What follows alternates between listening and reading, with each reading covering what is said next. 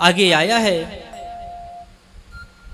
जो हिरण्याकश्यप है ना, हिरण्याकश्यप के बारे में बताया है। कल आपने कथा में सुना था ना, जो हिरण्याकश्यप का भाई था हिरण्याक्ष, वह बारह भगवान ने मार दिया है। तो भैया ये नारायण भगवान से बदला लेना चाहता है। ब्रह्मा की तपस्या करने के लिए गया, हजारों वर्षों तक तपस्या कर रहा है। मैं ब्रह्मा से वरदान लेकर के आऊंगा, फिर नारायण को मैं मारूंगा, अपने भाई का बदला लूंगा। इधर क्या हुआ, हिरण्याकश्यप तो तपस्या के लिए चला गया। उसकी जो पत्नी थी ना कयाधु, वो घर पर थी। तो इंद्र ने सोचा कि हिरण्याकश्यप राक्षस है और इसकी पत्नी कयाधु गर्भवती है, इसके गर्भ से जो बालक होगा ना वह भी राक्षस होगा। तो कयाधु का हरण करके ले गया इंद्र। रास्ते में नारद जी मिले। नारद जी ने कहा, भैया इंद्र, कयाधु को कहाँ ले जा रहे हो? बताया, ये हिरण्याकश्यप की पत्नी है, गर्भवती है, इसके जो पुत्र होगा वह भी राक्षस होगा, राक्षस की पत्नी है। नारद जी ने कहा, भैया तुम कैसे अनुमान लगा सकते हो कि हिरण्याकश्यप दुष्ट है तो उसकी संतान भी दुष्ट होगी?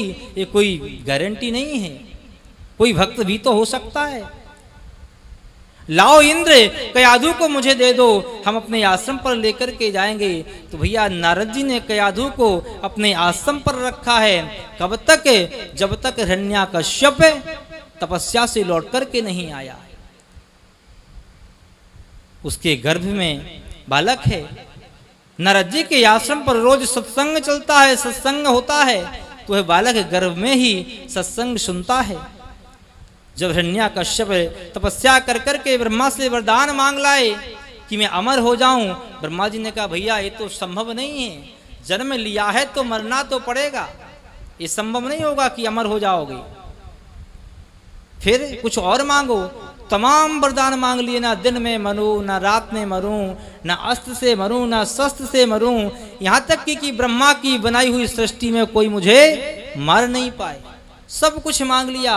ब्रह्मा जी ने कह दिया, तथास्तु, वरदान दे दिया, ठीक है, इसको मांग लो। अब तो भैया तपस्या करके जैसे लौट करके आया, और भी अभिमानी तो था ही, राक्षस तो था ही, और भी अभिमान आ गया। अब तो मुझको कोई मार नहीं सकता है। जैसे अपने राज्यपाठ पर आया, नारद जी ने कयाधु को वापस कर दिया। कयाधु ने एक सुंदर बालक को जन्म दिया है, जिनका नाम है प्रहलाद।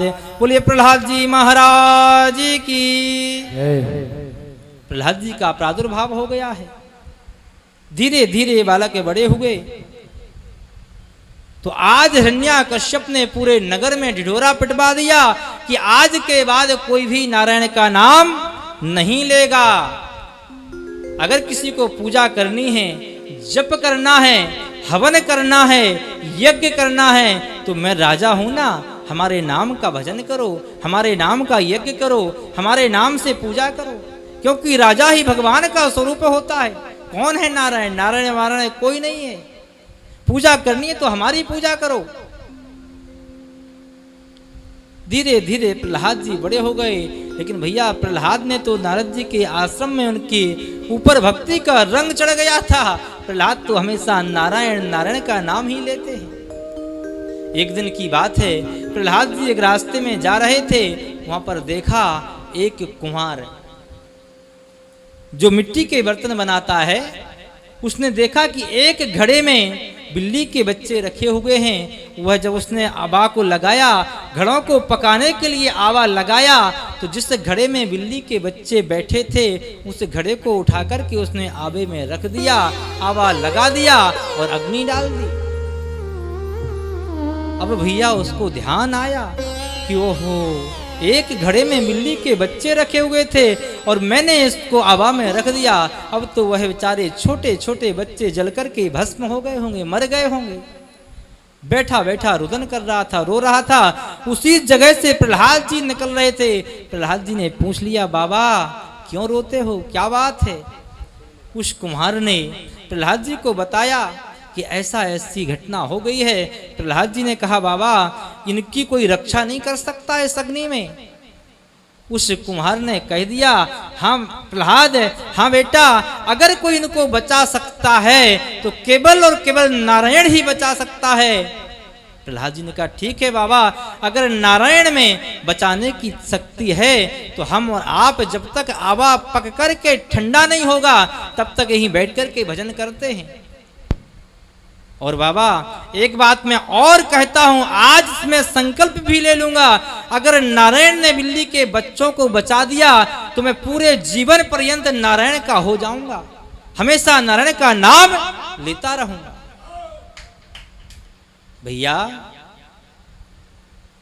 आवा पका, पकने के बाद ठंडा हुआ, कुश कुमार ने वो घड़े निकाल करके देख रहा, इसमें नहीं है, इसमें नहीं, इसमें नहीं है, लेकिन जो घड़ा ठीक बीच में रखा हुआ था जिसमें बिल्ली के बच्चे थे उसको उठाया।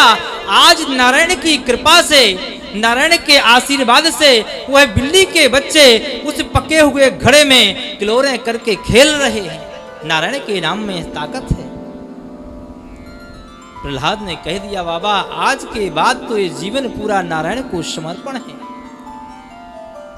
प्रहलाद के मन में विश्वास हो गया है, दृढ़ विश्वास हो गया है कि जब अग्नि के आवे में से बच्चों को बचा सकते हैं तो क्या हमको नहीं बचा सकते हैं, हमारी रक्षा भी तो कर सकते हैं। पूर्ण आत्मविश्वास हो गया, संकल्प दृढ़ हो गया।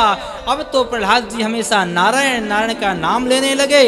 हिरण्याकश्यप ने समझाया बेटा ये मेरे शत्रु का नाम क्यों लेता है, चलो एक काम करते हैं इसको गुरुकुल भेज दो। गुरुकुल में जो भैया विश्वविद्यालय है ना, हिरण्याकश्यप विश्वविद्यालय, उसने अपने नाम से एक विश्वविद्यालय बनवा रखा था, यूनिवर्सिटी, उसमें पढ़ने के लिए भेज दिया प्रहलाद को। और वहाँ के जो गुरु है ना, पता है कौन है, संडामर्क है, ये शुक्राचार्य के बेटे हैं। संडामर्क से कहा हमारे पुत्र प्रहलाद को राक्षसी विद्या से परिपूर्ण कर दो। संडामर्क एक को तो दिखाई नहीं देता है और दूसरे को सुनाई नहीं देता है, राक्षसी विद्या में निपुण है। राक्षसी विद्या पढ़ाने लगे।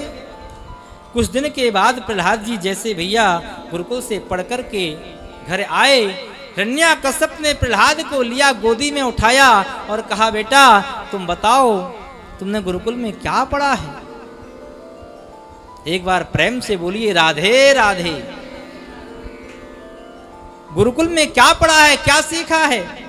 तो आज सज्जनों प्रहलाद ने बहुत सुंदर उपदेश दिया है, नवदा भक्ति का दर्शन करा दिया है। सुखदेव भगवान कहते हैं कि श्रवणम कीर्तनम विष्णु स्मरणम पाद सेवनम अर्चनम वंदनम दास्यम सख्यमात्मनिवेदनम।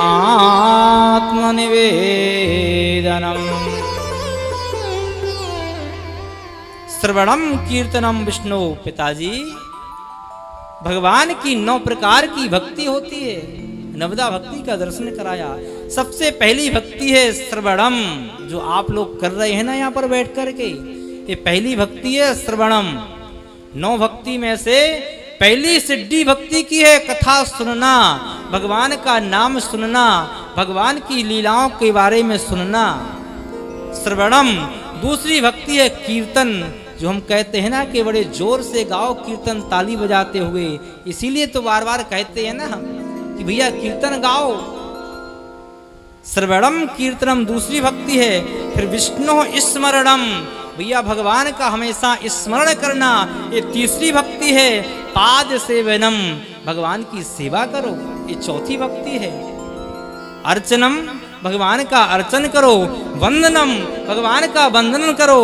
और फिर दास्यम, अपने आप को दास बना लो। हे प्रभु मैं तो तेरा दास हूं। कभी भी अपने मन में किसी प्रकार के घमंड का अंकुर नहीं लाना चाहिए, हमेशा दास भाव रखना चाहिए। मैं तो प्रभु तेरा दास हूं, जहां तू ले चलेगा वहीं मैं चलूंगा, जो तू करवाएगा वही मैं करूंगा कन्हैया, मैं तो तेरा दास हूं। और भैया और जो 8वीं भक्ति है ना, सख्य आत्मनिवेदनम, सख्य भगवान के प्रति सखा भाव ही होना चाहिए। और जो 9वें नंबर की भक्ति है आत्मनिवेदन, भगवान को पूर्ण समर्पण कर दो। हे प्रभु मैं तेरा और तू मेरा। बस अगर ये आपने कर दिया कि मैं तेरा और तू मेरा, एक कहने में तो भैया बहुत आसान है, लेकिन करने में सबसे कठिन यही है। 9वें नंबर की भक्ति है। कहे तो सब देते हैं कि हे प्रभु बस मैं तो तेरा हूं और तू मेरा है, लेकिन करने में बहुत कठिन है। जैसे भैया नवदा भक्ति का उपदेश दिया, हिरण्याकश्यप ने प्रहलाद को लिया और गोदी से नीचे फेंक दिया। अरे दुष्ट, तू क्या बात करता है, मेरे शत्रु का नाम लेता है। ये तूने गुरुकुल में सीखा है? बुलाओ संडा मर्ग को। संडा मर्ग कहाँ है? संडा मर्ग को बुलाया। अब संडा मर्ग तो जो गुरु है ना गुरुकुल के, घबरा गए। महाराज बुला रहे हैं, भयभीत हो गए। यही सिखाते हो विद्यालय में हमारे बालक को? मैंने तो कहा था राक्षसी विद्या से परिपूर्ण करना, ये तुम क्या सिखा रहे हो? नारायण की भक्ति के बारे में प्रेरित करते हो। महाराज मैंने तो राक्षसी विद्या का ही अध्ययन कराया, न जाने ये कहां से सीख गया। जाओ फिर से लेकर के जाओ, और इसके लिए ढंग से राक्षसी विद्या का अध्ययन कराना। फिर से गुरुकुल भेज दिया है। कुछ दिन तक गुरुकुल में पढ़ते रहे। जो गुरुकुल में और भी राक्षसों के छोटे छोटे विद्यार्थी हैं ना, बालक हैं, उन्होंने कहा प्रहलाद देखो भैया, तुम नारायण का नाम क्यों लेते हो, गोविंद का नाम क्यों लेते हो? जब तुम्हारे पिताजी तुमको मना करते हैं तो तुम क्यों उस नाम को लेते हो?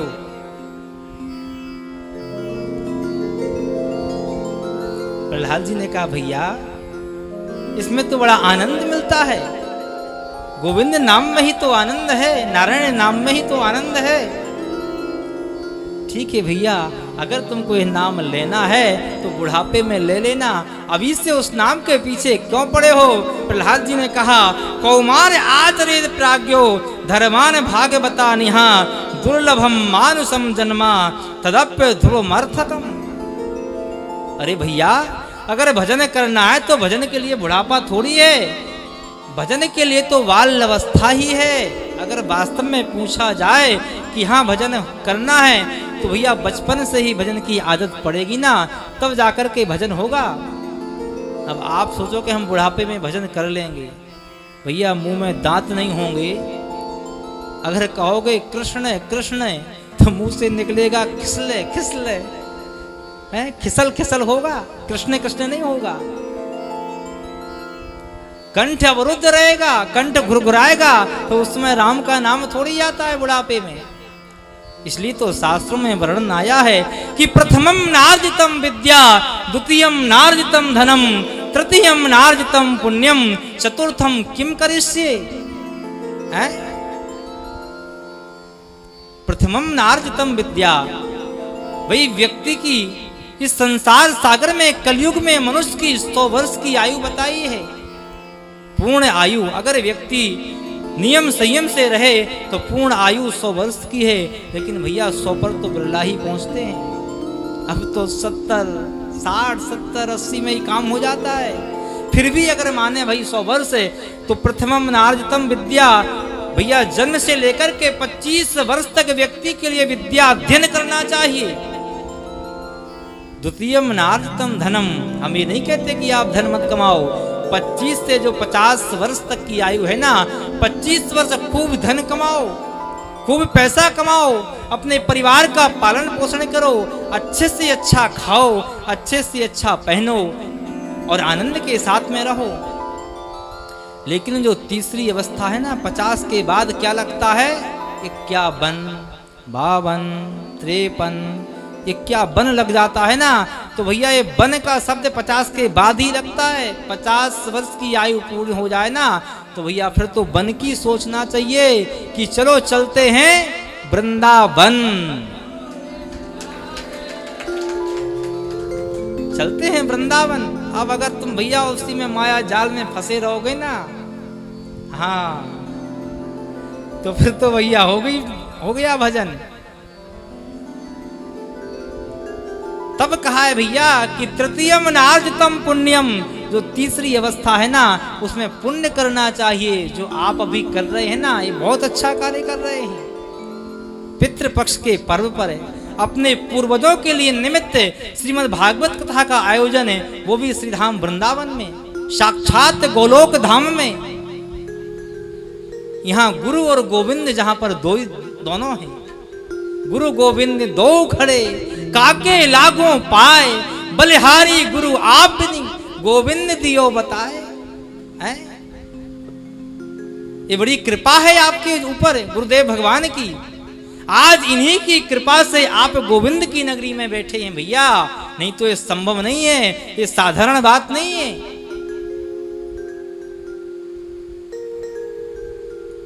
तो भैया 50 से लेकर के 75 वर्ष तक दान पुण्य करना चाहिए। तृतीयम नारजतम पुण्यम, खूब तीर्थ यात्रा करो, कथा भागवत करवाओ, सुनो, दान पुण्य करो, गौ सेवा करो, भंडारा करो, जो कुछ आपके मन में हो सो करो।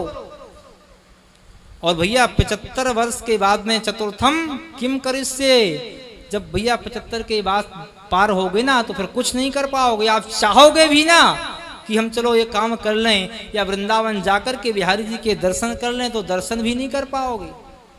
आंखों से दिखाई नहीं देगा तो क्या करोगे? हैं? जब दिखाई ही नहीं देगा तो कैसे आओगे, कैसे दर्शन करोगे? तो भैया चौथी अवस्था का इंतजार नहीं करना चाहिए, पहले ही कर लेना चाहिए। हाँ, जैसे हमारे मध्य में बैठी है ना, अब मैं आंटी जी कहता हूँ, उषा आंटी जी, अभी ये जन्माष्टमी के पावन पर्व पर वृंदावन पधारी, भंडारा करवाया इन्होंने, तो तब कह रही थी कि महाराज जी हमने तो सोच लिया है कि जो कुछ करना है सब पहले ही कर लो, जब तक हाथ पांव चल रहे हैं ना तब तक सब कुछ कर लूंगी मैं, इसके बाद में कोई भरोसा नहीं आगे का। और भैया बात भी सत्य है, अरे जो हो जाए उसको करो, करना चाहिए। वही आज प्रहलाद जी ने कहा कि कौमारे आचरे प्राज्ञो धर्मान भागवता निहा, भैया भजन करना है तो कुमार अवस्था से ही करना चाहिए। आज प्रहलाद जी ने सभी गुरुकुल में सभी बालकों को लिए लिया और कहा देखो आओ भगवान की भजन करो, भगवान का भक्ति करो।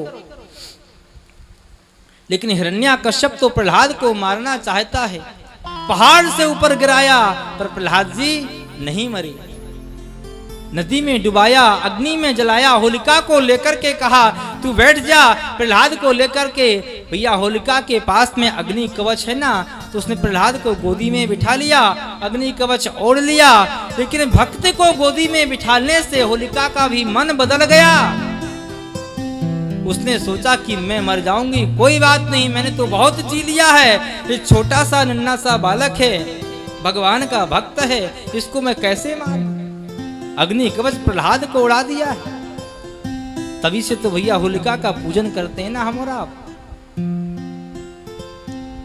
हाथियों से कुचलवाया, कारागृह में बंद किया, लेकिन भैया प्रहलाद का बाल बांका नहीं हुआ।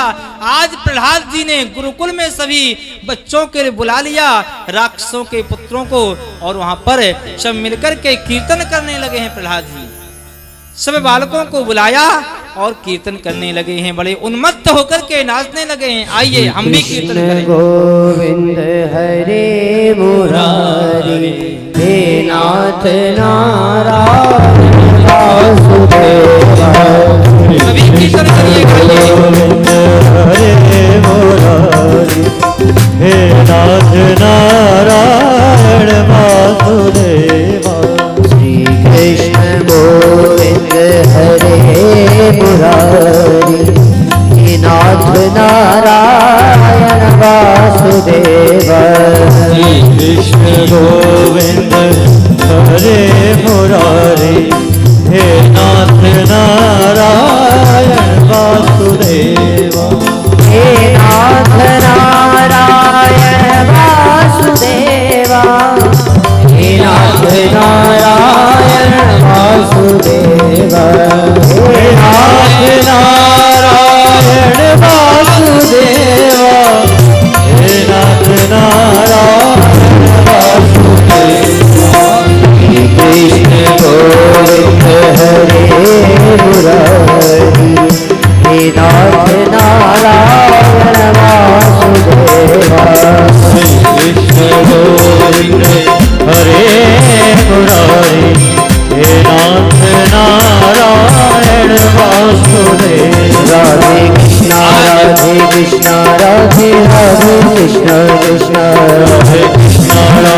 कृष्णा राधे राधे कृष्णा। आज सज्जनों गुरुकुल में कीर्तन चल रहा है।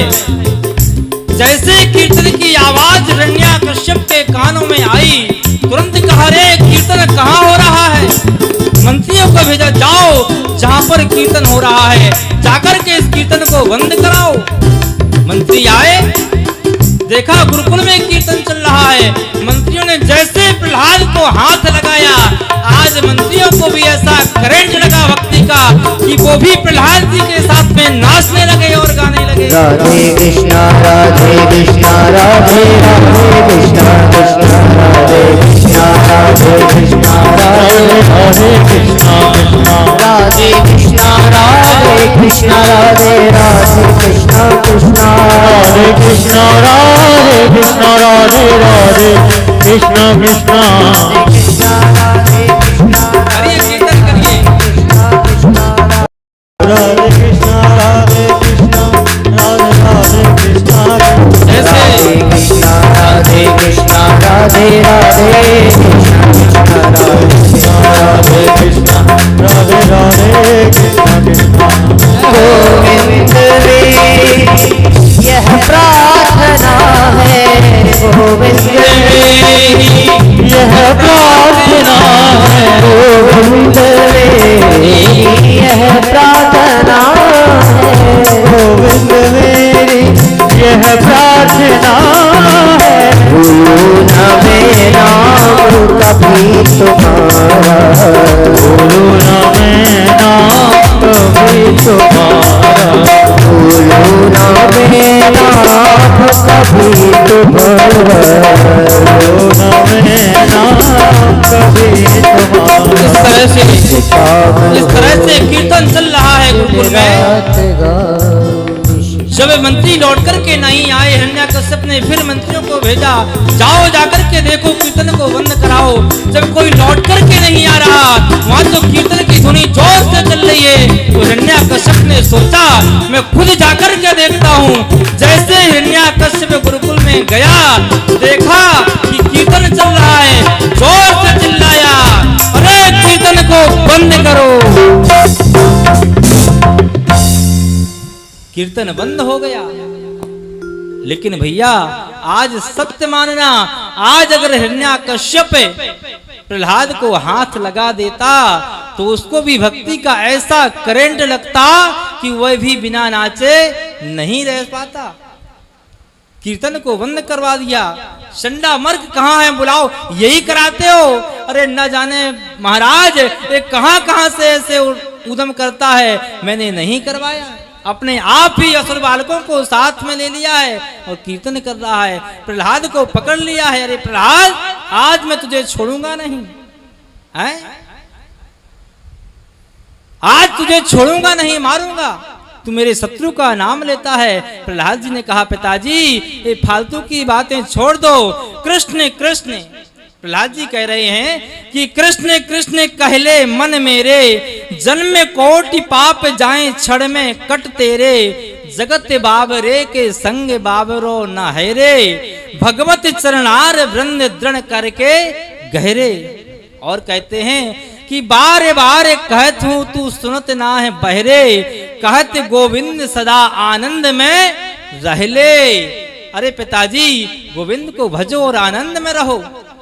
आज तो भैया हिरण्याकश्यप ने प्रहलाद को पकड़ लिया है। बोल कहाँ है तेरा नारायण? तू नारायण नारायण करता रहता है, कहाँ है तेरा नारायण? वहीं पर एक खंबा खड़ा हुआ था। प्रहलाद से कहा, इस खंबे में तेरा नारायण है। प्रहलाद ने कहा, पिताजी कहाँ पर नहीं है नारायण, ये बताओ ना। ये मत पूछो कि कहाँ नारायण है, ये पूछो कि कहाँ पर नारायण नहीं है। क्योंकि भैया भगवान तो कण कण में रहते हैं। इस खंबे में तेरा नारायण है। आज विश्वास से प्रहलाद ने कह दिया कि हाँ पिताजी, इस खंबे में भी नारायण है। हिरण्याकश्यप ने तलवार निकाली और खंबे पर जोर से प्रहार किया तलवार का। खंबे को फाड़ करके आज नरसिंह प्रकट हो गए। बोले नरसिंह भगवान की। कुंभारम्भ करते हुए नरसिंह भगवान प्रकट हो गए। स्तंभे सभायाम न मृगम न मानुषम, ऐसा स्वरूप है, ना तो पशु है, ना पक्षी है, ना मनुष्य है। नरसिंह शरीर तो जिनका नर का है, और जो मुख है ना, सिर ये शेर का लगा है, नाम नरसिंह है। नरसिंह भगवान हुंबारंभ करते हुए हिरण्याकश्यप का युद्ध होने लगा नरसिंह भगवान से। युद्ध करते करते जैसे सायंकालीन सत्र आया, संध्या की वेला आई, नरसिंह भगवान ने हिरण्याकश्यप को पकड़ लिया और देहरी पर बैठ गए और हिरण्याकश्यप को अपनी जंघाओं पर लिटा लिया। भगवान ने कहा, देख हिरण्याकश्यप, अब मैं तुझे मारूंगा। हिरण्याकश्यप कहने लगा, नहीं, तुम मुझे नहीं मार सकते हो। मैंने ब्रह्मा से वरदान मांगा है कि ना दिन में मरूं ना रात में मरूं। भगवान ने कहा, भैया तू ही बता भले आदमी, ये दिन है कि रात है। भाई तो संध्या का समय है, गोधूली वेला है, फिर भी आप मुझे नहीं मार सकते हो। मैंने ब्रह्मा से वरदान मांगा था कि मैं वर्ष के 12 महीनों में नहीं मरूं। भगवान ने कहा, ये जो 13वां महीना है ना, जो पुरुषोत्तम मास कहते हैं जिसको, अधिक मास, ये मैंने तेरे लिए बनाया था, फिर भी आप मुझे नहीं मार सकते हो। क्यों? कि मैंने ब्रह्मा से वरदान मांगा है कि मैं आपकी बनाई हुई सृष्टि से किसी से नहीं मरूं। भगवान ने कहा, रे मूर्ख है, सृष्टि को मैंने बनाया है, सृष्टि ने मुझे नहीं बनाया है। मैंने ब्रह्मा को बनाया है, ब्रह्मा ने मुझे नहीं बनाया है। मैंने वरदान मांगा है, ना मैं अस्त्र से मरूंगा ना शस्त्र से मरूंगा। भगवान ने कहा, ना मैं तुझे अस्त्र से मारूंगा ना शस्त्र से मारूंगा। देख रहा है मेरे बड़े बड़े नाखून, इन नाखूनों से मैं मारूंगा। अब तो हिरण्याकश्यप भयभीत हो गया। भगवान ने जंघाओं पर लिटाकर देहरी पर बैठकर उसके हृदय को विदीर्ण कर दिया है, हृदय को चीर दिया है और धड़ाम से नीचे पटक दिया। हिरण्याकश्यप का वध हो गया, लेकिन भगवान का क्रोध शांत नहीं हो रहा है। भगवान अभी भी क्रोध में है। मंत्रियों को निकाल करके गले में पहन लिया। सब देवता आए, भैया भगवान का क्रोध शांत कैसे हो? भगवान बड़ी गर्जना कर रहे हैं। सब ने आकर के भगवान की स्तुति की। भैया जब भगवान की स्तुति की तो भगवान का क्रोध शांत नहीं हुआ है। तब कहा, एक काम करो, लक्ष्मी जी को बुला करके लाते हैं। भाई इनके तो पति है ना, ये तो तुरंत शांत कर देंगे। सब ब्रह्मादि देवता बैकुंठ गए। अरे मैया लक्ष्मी जी, माता जी जला चलो ना। कहाँ? तुम्हारे जो स्वामी है ना, नारायण भगवान पति देव, आज वो बड़े क्रोधित हैं और आप ही उनके क्रोध को शांत कर सकती हो और कोई नहीं। लक्ष्मी जी ने कहा, अच्छा क्रोधित हैं, वैसे उनको क्रोध तो कभी आता नहीं, अगर फिर भी आ गया हो ना तो चलो बिल्कुल अभी तुरंत करती हूँ, एक चुटकी में शांत कर दूंगी। क्या बात करते, तुरंत शांत करती हूँ। जैसे आज देवी लक्ष्मी जी आई, माता जी, तो नरसिंह भगवान के समीप आई। एक हुंकार भरी नरसिंह ने तुरंत दौड़ करके उनसे भागी। अरे नहीं नहीं, ये हमारे पति नहीं हो सकते हैं, ये नारायण नहीं हो सकते हैं, क्योंकि ऐसा विकराल रूप तो कभी देखा ही नहीं है। भगवान तो शांताकारम भुजग शयनम पद्मनाभम सुरेशम। भगवान का तो शांताकार है, ऐसा रूप कभी आज तक मैंने देखा ही नहीं। भैया वर्णन आता है भगवान ने रूप क्यों दिखाया माता लक्ष्मी जी को।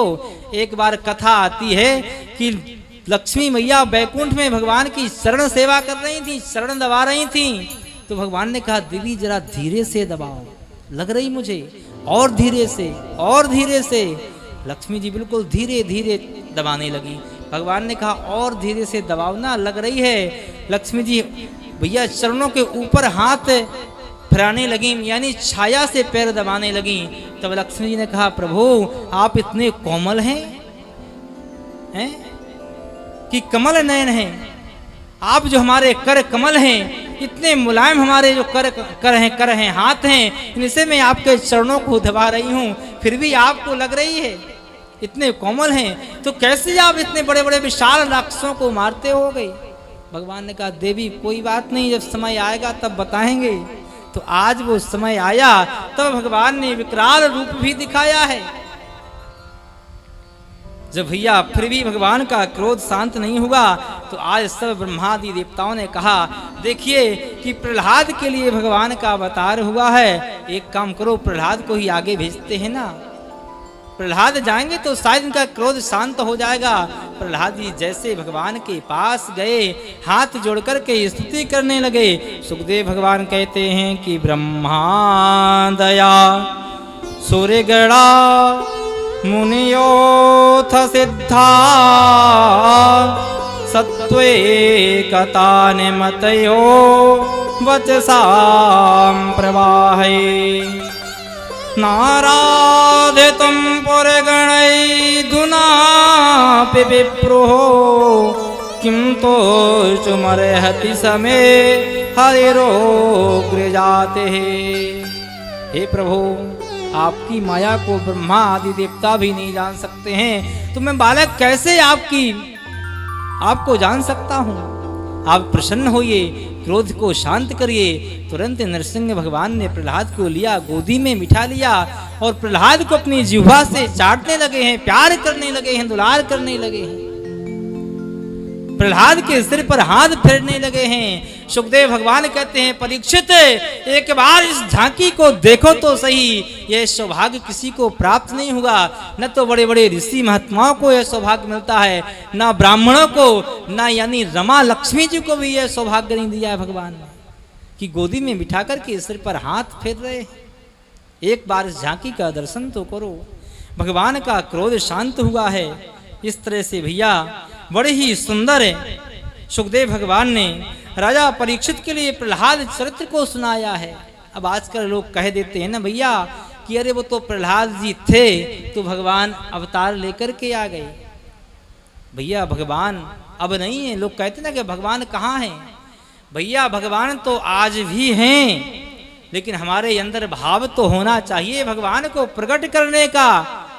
वस्तुतः हमारे अंदर भाव की कमी है, इसलिए भगवान प्रकट नहीं होते हैं। सूर्य अनेक फिरे कन मांगत, पे पद सूर्य सो स्वाद कहाँ।